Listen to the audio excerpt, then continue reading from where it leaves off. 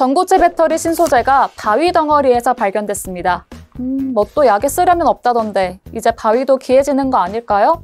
10일 덴마크 공과대학에 따르면 모하마드 코슈칼람이 이끈 연구팀은 대표적인 암석인 규산염이 속하는 규산 나트륨과 규산 칼륨을 기반으로 한 초이온성 신소재를 개발했습니다. 규산염의 낮은 이온 전도성 문제를 해결해 전고체 배터리의 고체 전해질로 활용할 수 있는 기반을 마련했습니다. 다만 업계에선 규산염 기반 고체 전해질을 사용한 전고체 배터리가 실제 전기차에 탑재돼 상용화되는 데는 최소 10년 이상이 걸릴 것이라고 내다보고 있는데요. 아직까지 기술 준비 수준이 낮을 뿐만 아니라 기술적 난이도가 높기 때문입니다. 연구팀은 업계 우려에도 불구하고 1, 2년 내 전고체 배터리 프로토타입을 만들어 시장에 선보인다는 목표인데요. 과연 가능할까요? 자세한 이야기는 한양대 이정환 교수에게 물었습니다.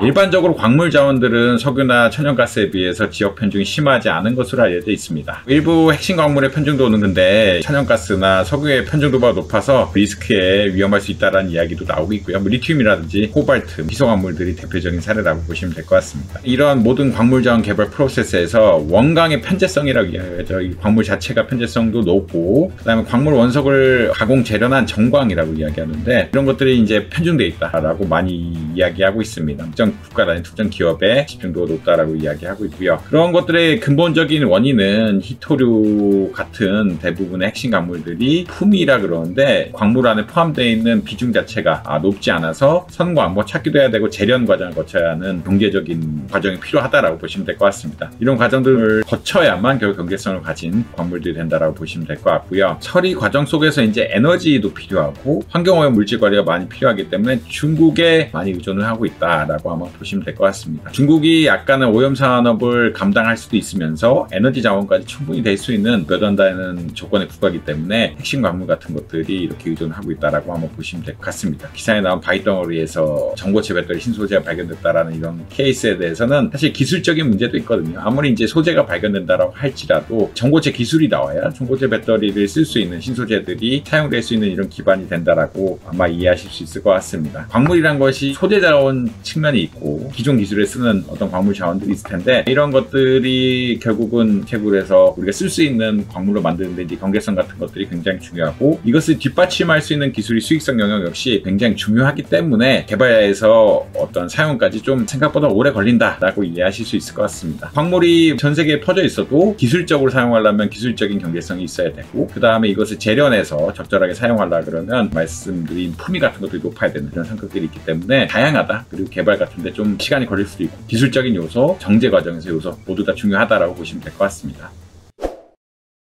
오늘 덕우루에서 준비한 소식 어떠셨나요? 더 자세한 내용이 궁금하시다면 덕우루 홈페이지와 유튜브 구독을 통해 만나보시기 바랍니다.